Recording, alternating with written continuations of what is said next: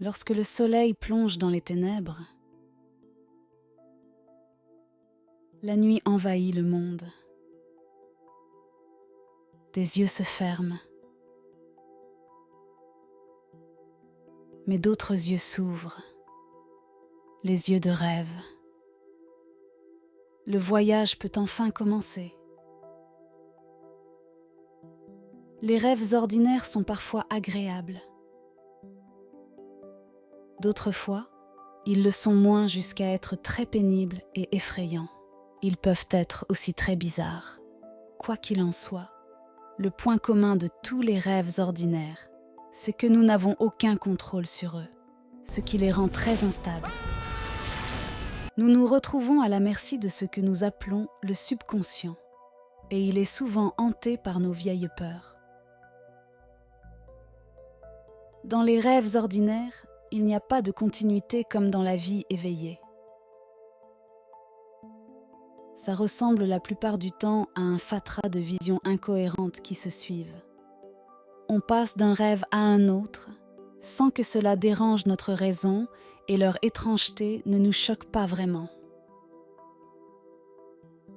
Puis, une nuit, au cours d'un rêve, il y a comme une illumination en nous.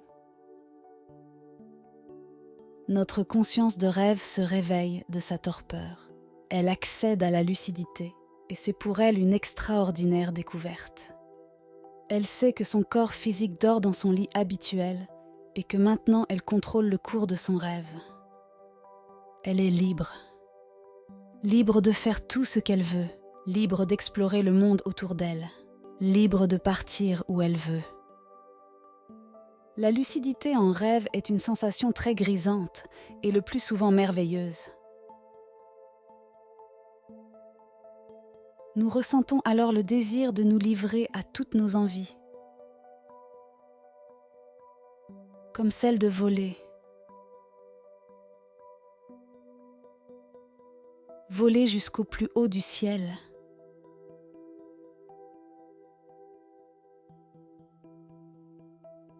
Mais la voie du rêve est une discipline exigeante. Et, comme toute discipline, elle impose une grande détermination et surtout que nous apprenions à nous maîtriser et à bien nous connaître. Car, fatalement, un jour ou plutôt une nuit, le rêveur ou la rêveuse lucide qui persévère sur la voie du rêve rencontrera de sérieux obstacles. Les rêves lucides ne sont que des préliminaires à quelque chose de plus grand. Ils marquent le réveil de notre second corps, le corps de rêve. Chaque humain en possède un, mais peu sont ceux qui le développent. Dans l'Égypte antique, ce double jouait un rôle important dans la vie des gens de l'époque. Il était appelé Ka. Chez les sorciers de l'ancien Mexique, on le nommait l'autre. Ce second corps est fait d'énergie pure.